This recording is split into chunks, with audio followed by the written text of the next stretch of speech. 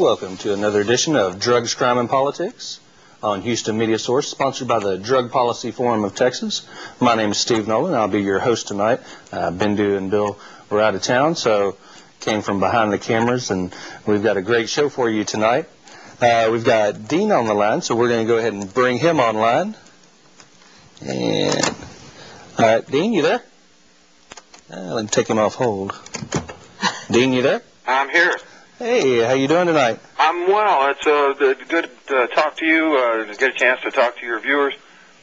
A couple of things I wanted to point out that I think are just becoming more obvious as each day passes. The situation in Afghanistan, in particular, has just taken on, I think, another shade of darkness in that they're now providing 92% of the world's heroin. And the money they make, they use to buy weapons with which to kill our troops.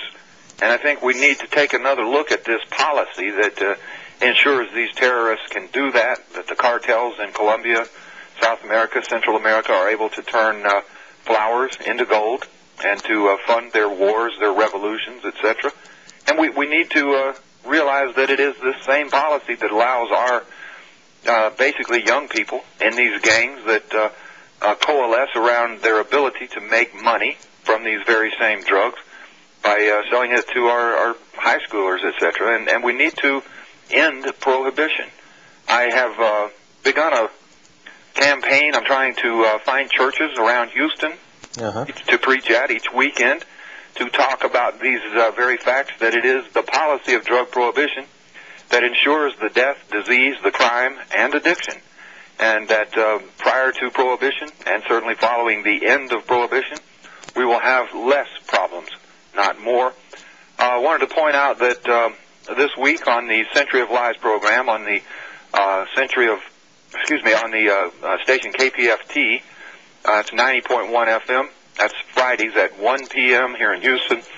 I'll be replaying the sermon I did this past Sunday at the Northwest Unitarian Universalist Church. And again, I don't say anything outrageous. It is all very concise, cut and dried, and I think very much on point. That's again 1 o'clock on Friday at 90.1 FM. At 7 o'clock, I'll have an interview I did with a Denver cop. Spent 36 years on the force, won the Medal of Honor, several other awards from the community. And we'll be talking about his involvement with law enforcement against prohibition. There are some 6,500 members of law enforcement against prohibition worldwide. And on a domestic note, I wanted to make fact there is some good news on the horizon. Dennis Kucinich, most folks may know him, a Democrat who has ran for president, I think is going to run again in 2008.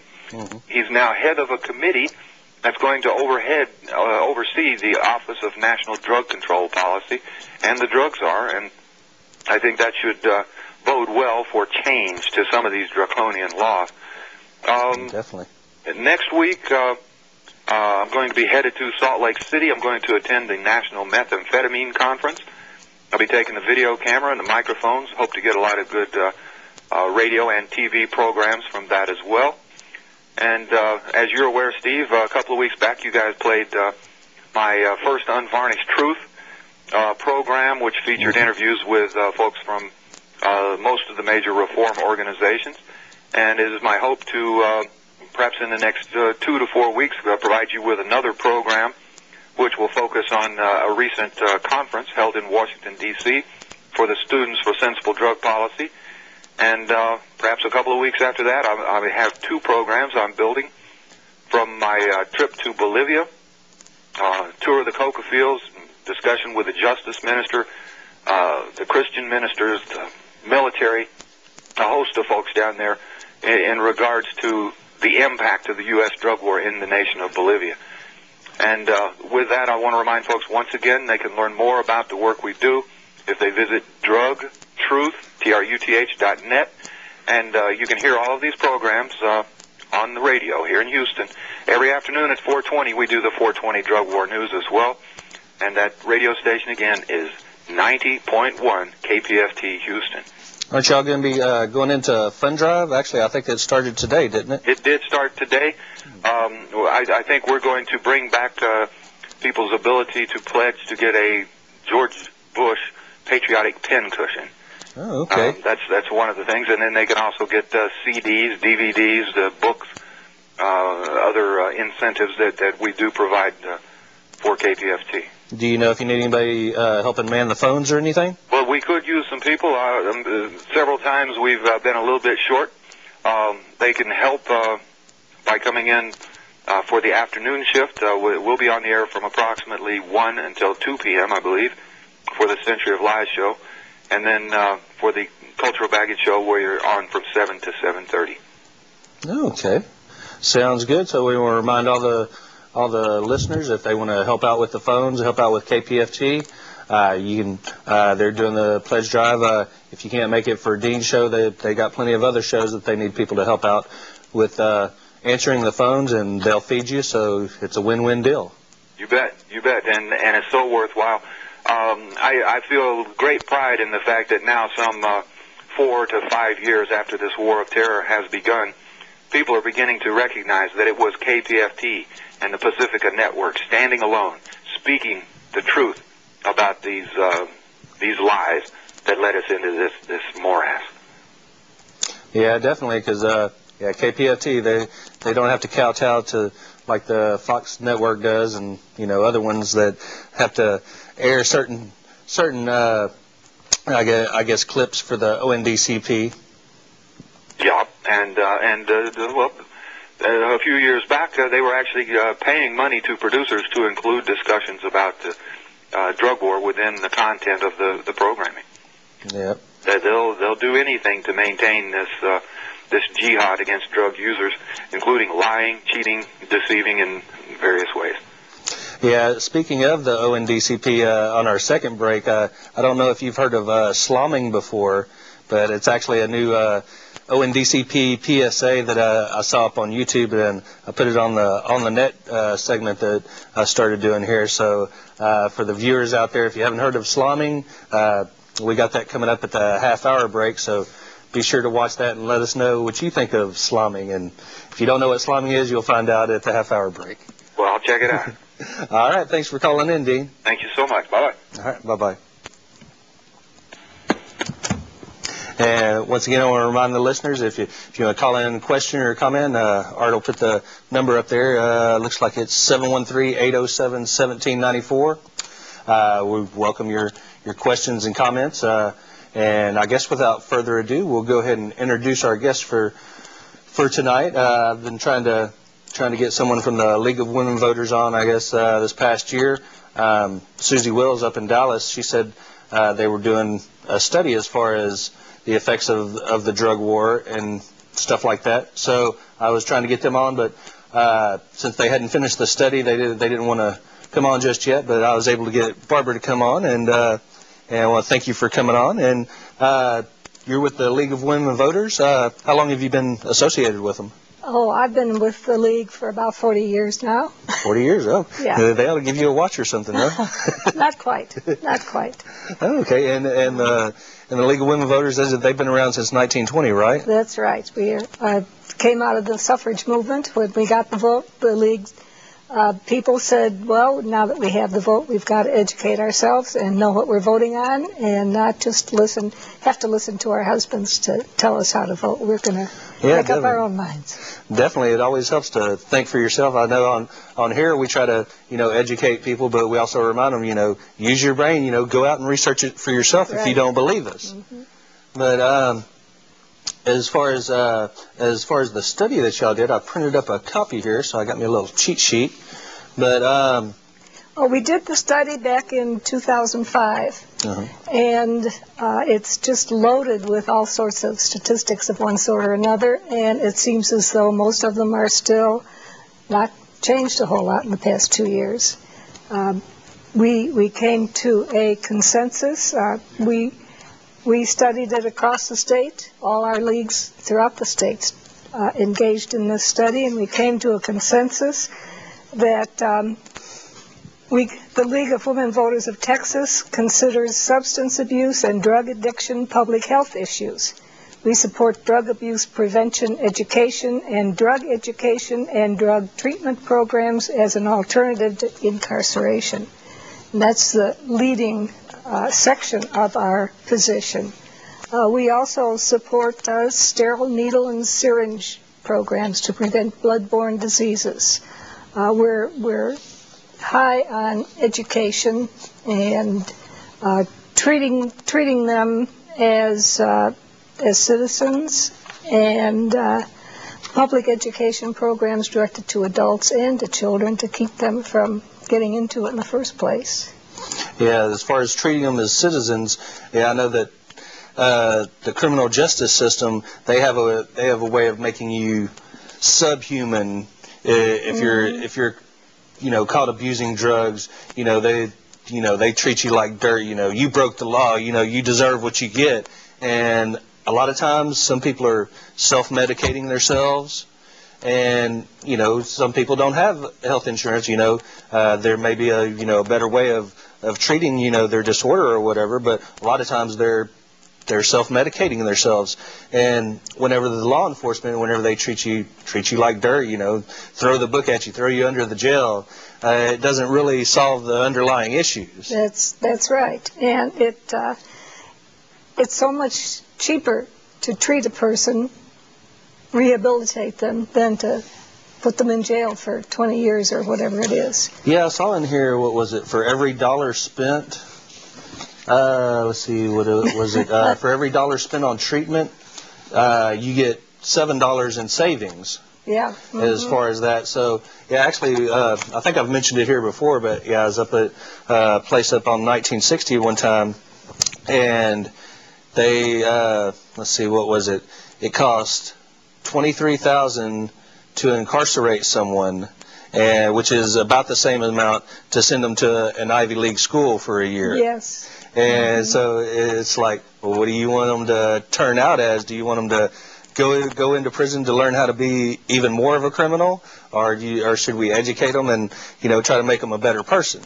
Well, and if you put them in prison without any kind of treatment, rehabilitation, and try and get them really off the drugs in the first place, then you haven't accomplished anything. They'll just wind up going right back in again, which is a vicious cycle. On our email list that we have with Normal, our Yahoo group, we had someone that actually worked in the justice system. I think is one of the units over in Port Arthur or Beaumont, and they spent all this money to redo, I guess, a unit or a building, whatever they want to call it, and put carpet in there. And it's supposed to be for for drug treatment, and drug education. And they did that for a little while, but then they redid it, and since they shuffled the money around and and made it into something else, so they'll say that they're trying to do more treatment, but it'll get caught in the shuffle, and they'll do it one time, but then they'll have budget cutbacks, and so they have to do that. And of course now we have the prison overcrowding, and so they're wanting to build more prisons, but from who was it, John Whitmire, they interviewed him in the Chronicle, and he was talking about as far as being smarter on crime, instead of just the lock 'em up mentality. And because Harris County apparently doesn't have a very good bond system, as far as releasing prisoners on public recognizance. So you have so much overcrowding because they don't do that for a lot of the low-level offenders. But we've got about 30 seconds before we go to our first break. One thing that I was wanting to let people know as far as the League of Women Voters is Lobby Day. Y'all are going to be having a Lobby Day on the 30th. I guess That's right. we can talk about that in just a little bit, but I think Art's got that queued up, so we'll be back in just about 2 minutes, and we'll get back to talking more about the study and what's up with the League of Women Voters here on Drugs, Crime, and Politics. It's time to play Name That Drug by its side effects. Birth defects, miscarriage, premature birth, feeling sad, anxious, or empty, irritability, anger, loss of pleasure or interest, sleeping too much or too little, depression, trouble concentrating, suicide. Time's up. The answer, Accutane for acne. Another FDA-approved product. This week in drug war history, January 20th, 1997, the Lymphoma Foundation calls for the rescheduling of marijuana as a medicine and the reopening of the investigational new drug compassionate access program. January 21st, 1943, the New York Times reports that swing band leader Gene Krupa pleaded innocent to a charge that he contributed to the delinquency of a minor by asking a 17-year-old to fetch marijuana cigarettes from his hotel room for him. January 21st, 2003, Ed Rosenthal's federal trial for marijuana cultivation begins. Rosenthal was growing medically with the authorization from the city of Oakland, California, but his legal team is barred by Judge Charles Breyer from informing the jury of this. Rosenthal is ultimately convicted but sentenced to 1 day. January 22nd, 1992. The California Research Advisory Panel concludes that drug prohibition has a more harmful effect on society and the individual than illegal drugs. January 23, 1912. In The Hague, 12 nations sign a treaty restricting opium and coca production. January 24, 2005. The U.S. Supreme Court, in a 6-2 decision, rules that police do not violate the Fourth Amendment when they use drug-detecting dogs to locate illegal drugs in the trunks of cars during a legal traffic stop. January 25, 1993. Based on a tip that drugs were on the premises, police smash down the door and rush into the home of Manuel Ramirez, a retired golf course groundskeeper living in Stockton, California. Ramirez awakes, grabs a pistol, and shoots and kills one policeman before other officers kill him. No drugs are found. This is Steve Nolan for the Drug Truth Network. Welcome back to Drugs, Crime, and Politics. We've got Barbara with the League of Women Voters as our guest tonight. And actually, before the break, we were talking about the lobby day that they're going to be having. Actually, I just wanted to mention right quick, in case you didn't get to make it to the Texans for Medical Marijuana meeting 2 weeks ago, I think. They're going to be having a lobby day for medical marijuana on the 21st of February. If you go to texansformedicalmarijuana.org, then it has more information about that. We're going to try to break the triple digit as far as getting people out there. So if you're able to do that on the 21st, we'd love to have you. But we're going to get back to this study that the League of Women Voters did. And, yeah, like I was mentioning during the break, if you want to see this that we're talking about, if you have access on the computer, if you go to lwvhouston.org, or actually, I think the Texas one's... Texas, yeah. Okay, lwvtexas.org. Yeah. They have a PDF copy on there if you want to follow along at home. We'll have a test on this in 2 weeks. But one thing I was noticing, in 1860, Pennsylvania enacted an anti-morphine law. I hadn't heard of that, yeah, we were also talking about, as far as in 1881, California enacted the anti-opium law, which we've talked about before, as far as the Chinese immigrants, how they had, I guess is kind of the start of reefer madness, except in this case, I guess it would be opium madness, where they were saying, you know, these Chinese laborers, they're in these opium dens, and they're seducing our women and corrupting the populace. And yeah, so after they got done building the railroad, as far as of course, we have a history of after we don't need someone, then we tend to come up with reasons to try to get them out. With, I guess, just recently last year, the immigration reform. Of course, I heard with this latest cold snap that California lost, I think it was $1 billion worth of fruit. So yeah. I'm wondering if, since the INS has been doing roundups and stuff, that they didn't have anybody to pick it before the freeze came, because you'd think they'd have at least, you know, a couple of days' notice. I mean, the weatherman's not always right, but usually they're pretty close. But Yeah, in California, it goes on as far as the history of drug laws. One thing I thought that was kind of interesting is that it's saying that drug use by human society has been in existence since ancient times, except for the Inuit Eskimos. Is that how you say it? Inuit? Yeah. Mm-hmm. Oh, okay. And they have no traditional history of drug use. Of course, up there in the ice, they may not be able to get much to grow. But yeah, I thought that was kind of interesting. And also, it goes into a history of it, talking about the 18th Amendment, which we all know was alcohol prohibition, which eventually got repealed in 1933. The formation of the Federal Bureau of Narcotics started in 1932 with, who was it, our favorite Buddy Anslinger was headed that up, which turned into the DEA, ONDCP, and all that good stuff. But as far as the League of Women Voters, I know Susie helped out with the making of this. Yeah, who were some of the others that helped out with it? Well, we had members from different leagues throughout the state. There were probably 7 or 8 on the committee. There's a list on our publication here, but. Oh, okay. Yeah, I think I did see that too. Yeah. But so this was pretty much a statewide undertaking. Oh, huh? Absolutely. Leagues. We have, as I remember, 37 leagues in the state, and we all got copies of our publication, and then we sat around in our units and discussed certain questions and came to a consensus, and that's how we came to our position. So about how many members do you have in Texas altogether? Oh, my.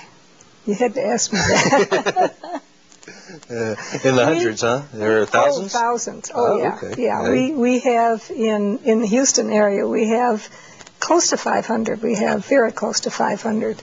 And, okay. So yeah, that's pretty big. Yeah. Yeah, so I imagine, there's definitely a lot of talking going on. What was some of the discussions? Did anybody have any sticking points or anything like that? Or was everybody in agreement? Or? Well, I think there were a lot of people who wanted to decriminalize drugs completely, and we could not get a consensus on that fact. But we did come to a consensus on no criminal penalties for marijuana when recommended by a physician, which, of course, has been a sticking point for a lot of people all over the country. Uh-huh. But, you have a medical problem and you get a prescription and you can't fill it under federal law, which is... Yeah, actually, I think from what I heard, you can't technically prescribe it. You can recommend it. Because I think if they actually prescribe it, they'd get their, prescription writing license taken away by the DEA. But, yeah, it is definitely some good read on here. It's 6 pages, and then it's got some references on there. Yeah, it's got some good charts as far as percentage of drug users who are dependent. Did y'all actually go into any difference between drug use and drug abuse? Yes, we did. There's one of these charts talks about drug use as opposed to drug abuse. And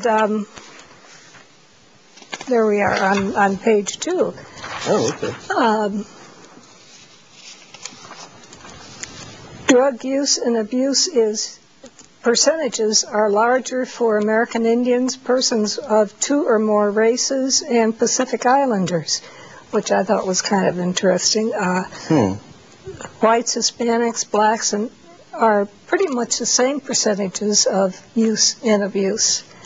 Of course, one of the interesting things that is frequently pointed out is that population in Texas is 11% black, but population in the prisons is 50% black, which shows that something is definitely wrong there. Yeah, but, we've kind of mentioned that before as far as if they're wanting to, pad their quota or whatever. It's pretty easy to, go through an apartment complex, and round some people up, whereas if you have to go into a gated community or something like that, you're probably not going to get too many busts because they kind of keep that behind the gated communities. Well, and if you can afford a good lawyer, that makes a difference too. Yeah, that's true. But another interesting statistic that I ran across here is drug sellers by race. 64% are Anglo. Oh, okay, I didn't see that in there. That's up on page 3. 63% Anglo, 13% Hispanic, 16% Black, and 7% other, which I assume are mainly Asians. But that tells you something too, I think.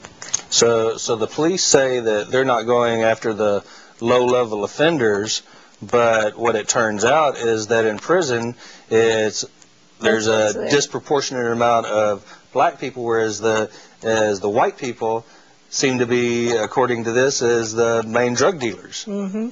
That's what these charts say. That's what they found so that out, kind of, I guess, counteracts as far as what they're saying on that. Of course, a lot of what, as far as people going to jail, they'll tell you that they don't throw someone in jail for simple possession of marijuana, which kind of technically true. What they'll get them on is probation violations if they have a dirty urinalysis. Mm-hmm. Then they'll send them to jail for that. So we've kind of gone over that a few times. So I know our listeners. Once again, I want to remind everyone, if you want to give us a call, give us a question or comment, 713-807-1794.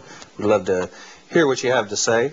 But yeah, it kind of breaks down, as far as race, but also as far as disparities by sex and age. Mm-hmm. Yeah. The more males are in the prisons for drug use than females.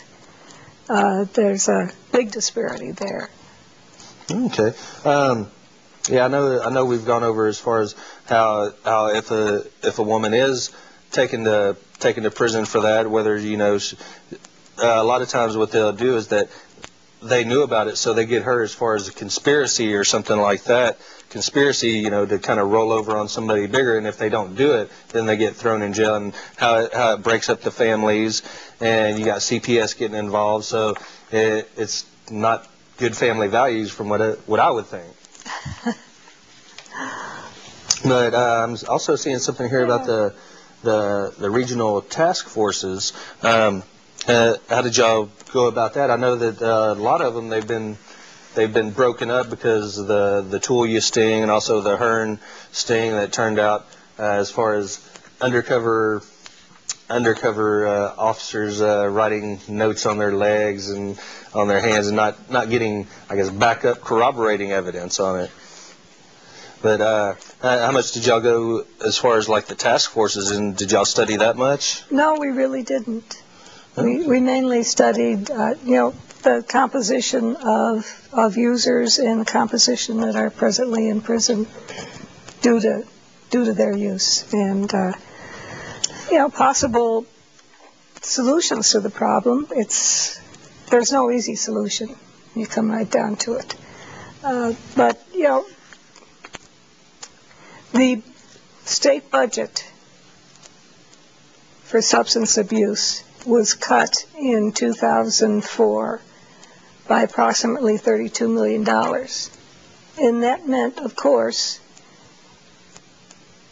it eliminated the programs in the jails, in the education programs, counseling programs in the prisons, and that sort of thing. They keep funding the prisons, but not the programs inside the prisons that would be helpful to the prisoners. Yeah, because just locking somebody up isn't necessarily going to make them a better person whenever they come out, because pretty much most of them, they will get out eventually. I mean, there are some that are in there for life, but most of them are going to get out eventually. Mm-hmm. Yeah, and, if they don't have any place to go, and if they haven't gotten any kind of counseling or education on drugs, why, then they're going to go right back to it, because... That's what they know. Yeah. And, their conditions, it's usually the economically deprived that don't have a whole lot of options when they get out of prison. Yeah, I know one thing that they haven't cut back on, or actually I guess we get back to that in just a little bit. We're going to be going to our second break. I know at the beginning of the show I mentioned slomming. I'll let y'all watch that and make your own decision on it. Apparently it's a new ONDCP PSA that's... I saw it on YouTube. I haven't seen it on TV yet, so I'll let y'all watch it and make your own decision. I hope you give us a call and let us know what you think about it. But anyway, we'll be back with the Drugs, Crime, and Politics in just a moment. We were at the party, and I walked by and saw people doing it, so we decided to get in on it. Yeah. I was new to the school, and I walked into the girls' restroom, and they were doing it, so I just tried it. That was mine. Some people start slomming as a social thing during lunch or whatever, but I probably wouldn't do it by myself. Slomming stands for sticking leeches on myself. Leeches? Yeah, leeches. I don't get it myself. I mean, I've had to confiscate all this. These kids, they're determined. They'll go just about anywhere to find a leech. Hey! Hey! Don't you run from me! Most of my friends, it kind of makes them dizzy, gets them kind of faint, so they like that. You hear people talking about slomming over the weekend. It's hard not to get into it.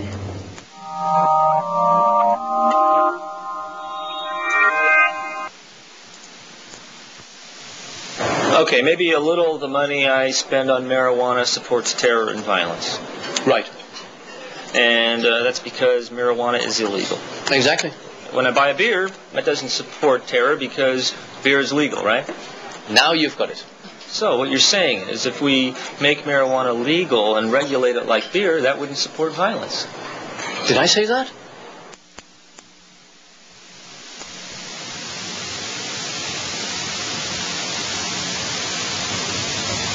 Welcome back to Drugs, Crime, and Politics. We just showed you one of the new ONDCP commercials followed by PSA from the Marijuana Policy Project. I kind of did those to offset each other, but apparently I don't think it's an actually true thing that the kids are doing today, slomming, which stands for sticking leeches on myself, which, yeah, I guess it could get you kind of lightheaded and dizzy, and I guess maybe a buzz or something like that. But yeah, I found that up on YouTube. I hadn't seen it on the regular TV, so I want to hear what you have to think about it. So give us a call, 713-807-1794. Let us know what you think of slomming. If you know someone who's tried it, may need an intervention or something. But I think on one of the comments I saw on YouTube, I think they were trying to relate that, well, just because everybody else is doing it, you shouldn't do it. But from the other comments, they thought it was kind of ridiculous. But I kind of offset that with a Marijuana Policy Project PSA about drugs and terrorists, which actually Dean was talking about it in Afghanistan, where, yes, terrorists do use drugs or selling drugs to help fund their activities, but if you regulate it, tax it, that takes it out of the cartel's hands and gives the government a little extra money so that they can help schools, drug treatment. Hey, that would be a good idea.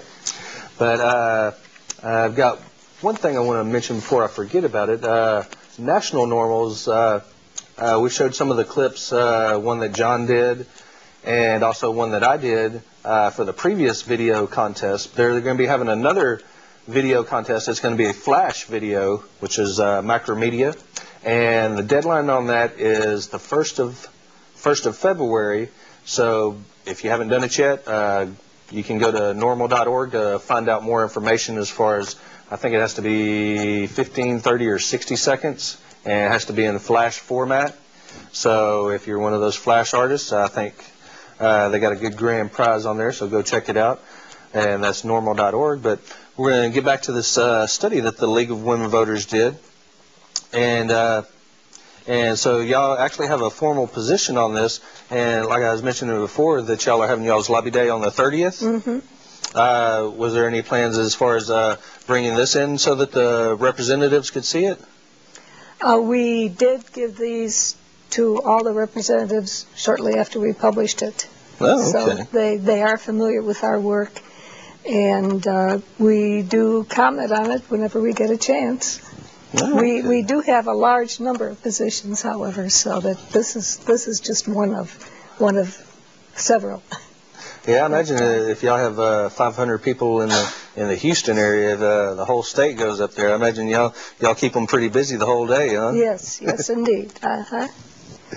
But one of the things that we discovered, talking about needle exchange, Australia, which has a population similar to Texas, reported they avoided 25,000 cases of HIV and 21,000 cases of hepatitis C over a decade in the 1990s. And they figured that they saved approximately, over $70 million in that effort. So, yeah, as far as needle exchange, I know Jerry's talked about it a lot whenever he's been host on here, and we talk about the Swiss experiment, which actually I guess there's 2 experiments on there. The first one, it didn't exactly go as planned. They had, junkies in the park shooting up, but the second go around that they did it where they would come in there and they would get their free heroin and exchange the needles so that you wouldn't have to worry about Hep C. Mm-hmm. And they found out that it does reduce crime. It reduces instances of HIV and Hep C. Yeah, tremendously. And actually I was reading one thing about Vancouver. Well, actually they have had tried as far as I guess heroin maintenance programs, but their mayor, they're wanting to go a little bit further on that. We're going to cover that a little bit more in the future shows as it pans out. He's basically applied to the federal government in Canada as far as being able to do this. As far as if someone's an addict, provide them, with their drugs so that they don't go out and break into somebody's car, break into somebody's house, mug somebody to get the money for their fix. And it comes out a lot cheaper in the long run, because especially if someone does end up getting killed, human life, that's worth more than a lifetime supply worth of heroin.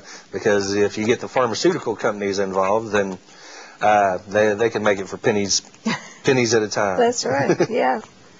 But another interesting point on the needle exchange is that it was introduced in the Texas legislature in 2005. It didn't pass, but at least somebody was brave enough to introduce the legislation, which, a little step forward. You have to be happy with small steps sometimes. Yeah, baby steps like that. What about Bob? You got to take them baby steps to get there. Yeah. But I know as far as like our medical marijuana defense bill that we've done, we've been getting different. Who is it? Representative Terry was the first one that introduced it. NASTAT introduced it, and it's kind of a no-brainer because you can't, if you get arrested, you can't even tell the jury your story that if you're a medical marijuana user, they'll strike you down on that. Yeah. So I mean, it's ridiculous that you can't even tell the truth in a court of law. So it's pretty ridiculous. But as far as syringe exchange, definitely, it doesn't promote drug use. It gets people that have problems in contact with medical professionals, where they're not going to whack them on the knuckles with a ruler right away, but they'll give them some information other than what they hear as far as on ONDCP ads like slumming. They can get it from a medical professional as far as it cuts down on health issues, just drastically, and that's the big advantage of it.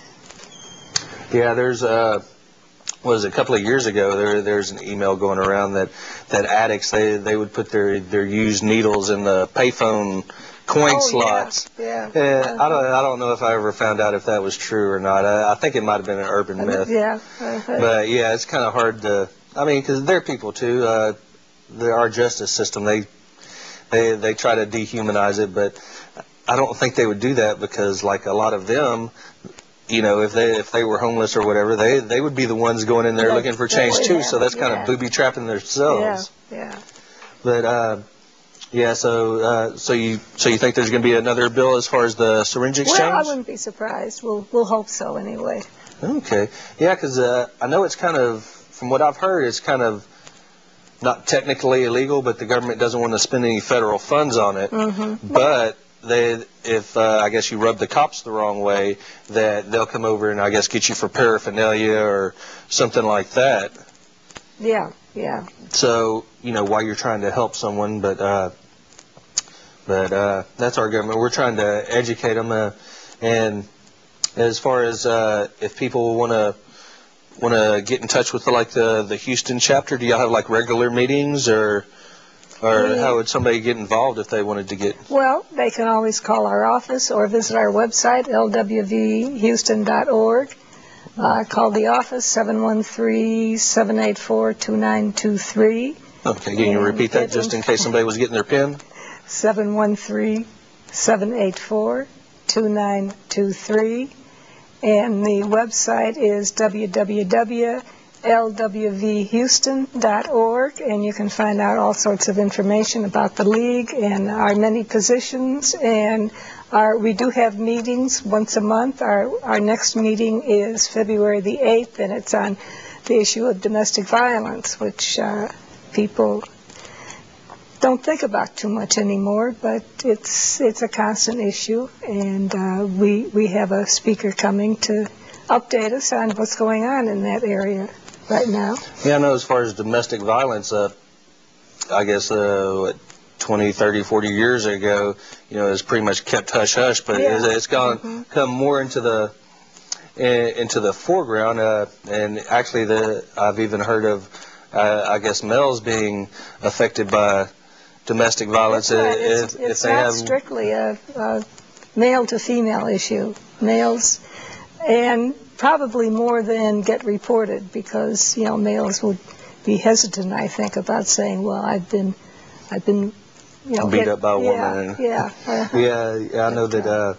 But the League was very active, 10, 20 years ago, in bringing the awareness of the district attorney and the police in Houston to know that there is a problem and they should not ignore it. You know, very frequently they go to a household and calm them down and just forget about it. And now, you know, it's considered a serious crime. Yeah, we've been trying to hold the police department hold their feet to the fire as far as was it the drug lab, and as far as the way they treat their arrestees, because there's been more than one occasion that a suspect has died in custody. Just happened to happen. You know, nothing that they did according to them, but yeah, I think that's been brought into the forefront a lot as far as that. As far as the domestic abuse, what role did y'all find that as far as drugs would play in that? Was it like a majority of it, or? I don't think that, alcohol, I think, is frequent. And of course, alcohol is just another drug when you come right down to it, but that's a legal one. Yeah, that's one of the things that actually at the DPFT annual meeting last night, Carl was saying to make sure that you say alcohol and other drugs, you know, because it is a drug, same as with tobacco. Caffeine is also is also a drug. I know was it about 3 or 4 months ago, I was reading an article how, I think it's Starbucks, they have to post the caffeine, I guess, content or percentage on there, because apparently they have people that keep chugging it down. Of course, you got the cold drinks now and the vending machines that you can get, and so they'll just drink that like water. And so there's all kinds of drugs. Of course, our government is deciding, you know, which one that they think should be legal and which ones they think should be illegal. As this study shows, is that some of the things that they consider as Schedule 1 don't necessarily need to be, and there's, you know, some things that we need to do to, as far as changing the policy on this. and we're going to be going to a break in just a few seconds, actually. And actually, this is going to be PSA for Normal about the very first marijuana prisoner after the Tax Act of 37 was enacted. So we'll be back in just a few minutes and finish up our interview with Barbara, and we'll be back with more Drugs, Crime, and Politics. Or actually, I think I hear Art talking on the phone, so I guess we'll let's see, what do we have coming up? We just had the normal meeting, but like I said, Lobby Day for the Texans for Medical Marijuana will be on February 21st. So if you go to texansformedicalmarijuana.org, they have a list where you can sign up and let people know. But I think we're ready for our break now, and we'll be back in just about 2 minutes on Drugs, Crime, and Politics.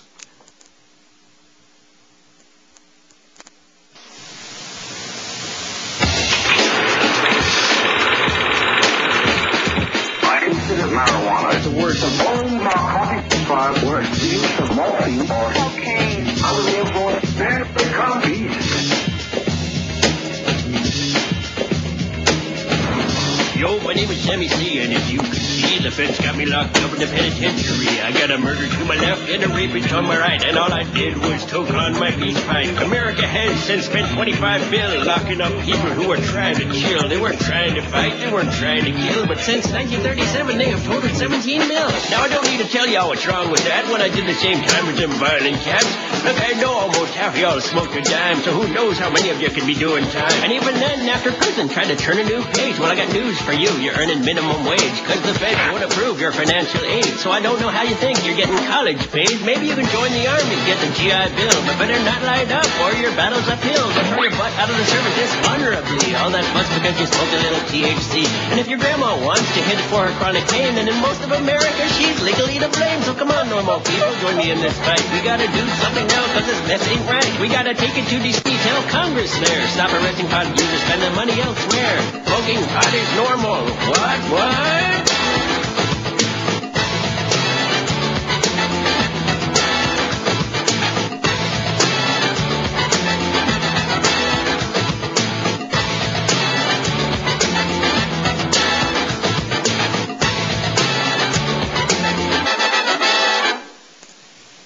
Welcome back to Drugs, Crime, and Politics. We're here talking with Barbara from the League of Women Voters about the study that they did as far as drug laws and policies in Texas. But I think we have a phone call, so let's go ahead and bring them online. Well, maybe not. But if you have any questions or comments, feel free to give us a ring at 713-807-1794. Let us know what you think as far as the study, if you have any comments on that. But we were wanting to get into, I guess, more of the economic costs of drug abuse in Texas. And as far as the costs on that, it looks like that I'm seeing, well, the indirect costs and morbidity looks like it's the one that is the most on there. But then we have treatment costs. I see $393 million. We were talking earlier as far as $1 a treatment tends to save $7 as far as public funds that are incurred with drug abuse. But one thing that you were saying was that in prison, more than half of the people in Texas prisons are parents, and we were talking about that earlier as far as how it breaks up families. And if you listen to KPFT on Friday nights, you hear Ray Hill's prison show, and you can hear the loved ones calling to let the people in prison know that they're still waiting for them. Letting them let them know what's going on in the real world. So that's a lot of people don't have that sticking in their head that when you do send someone to prison, a lot of times they are parents, and so you're breaking up families. That's the whole family. Studies show that children with a parent in prison get lower grades in school, they drop out earlier, and frequently wind up in prison themselves. And after ex-felons, there are 100 state laws that forbid a felon from working in certain types of jobs. So when you get out of prison, if you're an ex-felon, you can't receive temporary assistance for needy families. You can't receive food stamps. And, it's pretty tough to get a job when you have that kind of a record. Yeah, plus a place to live too, yeah. because if you've had a drug offense, you can't rent an apartment. I don't know if it's all apartments. I think if they receive federal money, that they can't rent to people with any drug offenses.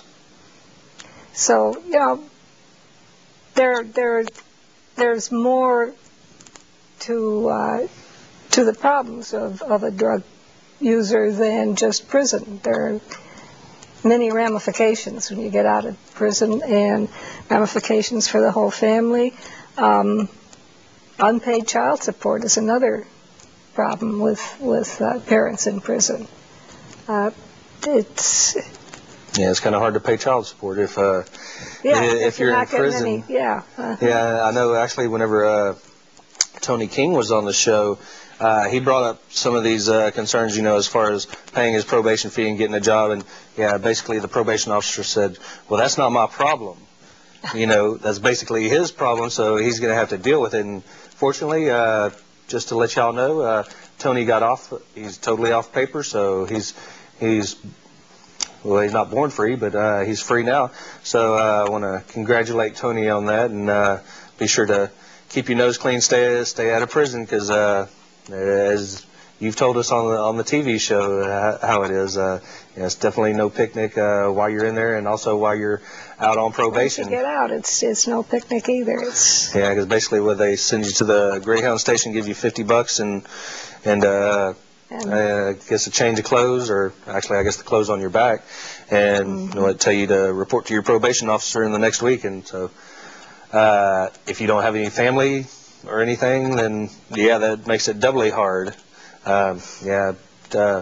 Some people are lucky where they have their family support system, but more times than not they don't. Yeah, it's hard to keep your family with you when you're gone for 10 years or so. Or if maybe the family doesn't necessarily live in Houston, so because that's where they send you, whether you live there or not, if you're coming out of Huntsville. So then you got $50 to make it across Texas or something like that. So either that, or if you can get your family to pick them up. Of course, a lot of families they may not have the means to, or they may not be able to, because whenever you have somebody go to prison, if it's the breadwinner of the family, they probably don't have a lot of money to spend. They might not have a car to drive down and get there.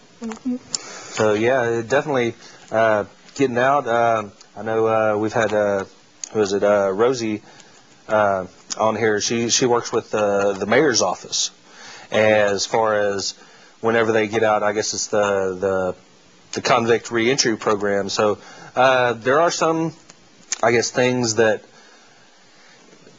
some people that are trying to help it out, but there's definitely more that's needed, especially since they keep coming up with more and more people to send to jail, so you're going to have that many more people coming out. Well, somehow we can't seem to afford much besides building more prisons, which doesn't really solve anything, does it? No, not really. I'd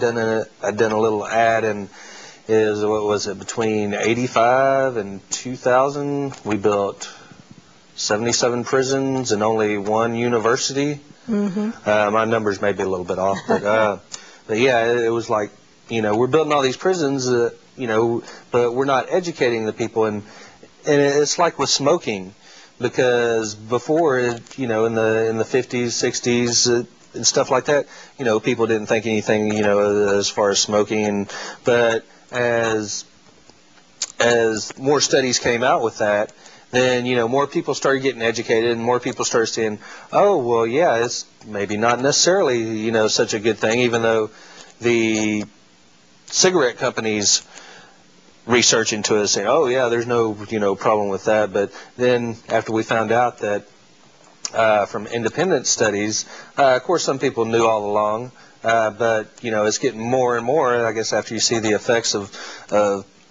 people getting lung cancer and spinal cancer, mouth cancer with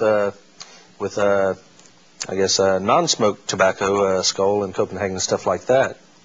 But, yeah, so education, the more people know, the better it is, because they can't say that, ignorance is what is it that the police say? Ignorance of the law is no excuse. Yeah. So it's the same thing with drugs, because like the ONDCP commercial on slamming, it's like, they talk about sending mixed messages, and I guess I could kind of see how how we're saying, if everybody else is doing it, then you would do it. But yeah, it's I don't really consider that education. But yeah, we're trying to do as far as getting people educated. I know me and Jerry at Sam Houston State University, they have I guess a satellite building or class over in Kingwood Woodlands. No, I think it's the Woodlands. And actually, this is the second time I've gone to talk to him. I dragged Jerry over there with me on that, and it's basically their criminal justice class. They have like a little show and tell. Or not a show and tell, but they'll bring speakers in and give their presentation. Like I said, this is the second time that I'd been there, and we basically tried to give them facts, as far as different studies that have been done, different things as far as to try to educate them. And they were saying that the DEA was in the week before. And basically, instead of the DEA telling people, why these drugs were illegal and things like that, they did it more as a recruiting seminar. So, of course, I've heard, of course, also with the regular police, they've had to, I guess, lower their standards, I guess is what they would call it, to get more people in, because before, I think on the DEA, you could only have used drugs, you couldn't have used them within like the last 5 or 10 years or something like that, and no more than 2 or 3 times. And but yeah, they've had to come down on that, because like the study says, that drug use in human societies has been in existence since ancient times, whether it's legal or illegal. Then and the rate of marijuana use for 16 and 17-year-olds is 77%, which doesn't leave a whole lot out. Yep. So educating the children is a very important point. It was found that if a child liked school, they were twice as likely not to use drugs. That parent talk really didn't have make a whole lot of difference, but it was whether they liked school or not was a significant factor in whether they used drugs, which I thought was kind of interesting. Yeah. So encourage your children to like school. Yeah, as far as education, I know we've talked about the DARE program. We've got about 1 minute left, so I'm going to wrap it up real quick. We've talked about the DARE program before, but also in the study it talks about safety first, which, if I remember right, Marcia Rosenbaum is one of the ones that helped out with that. Actually, we had her down, and actually she might have been on the show. I don't think it's on any of our archives, but it's more of reality, educating people. You shouldn't abuse drugs, but if you are, then these are some of the facts that you need to know, so that you don't end up in the morgue. We've got about 30 seconds left, so I guess I'm going to wrap this up. If you'd like to watch this again, I should have this up on YouTube, youtube.com. If you just do a search for Drugs, Crime, and Politics, then we'll have it up there. I should have it up by tomorrow. We're going to be coming back in 2 weeks, so I hope you'll join us. I want to thank you for coming out, and that's lwvhouston.org. Right. Mm-hmm. And what was the phone number again?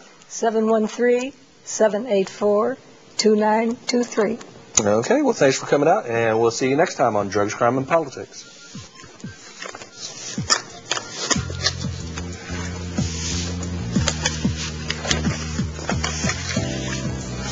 Yeah, we had,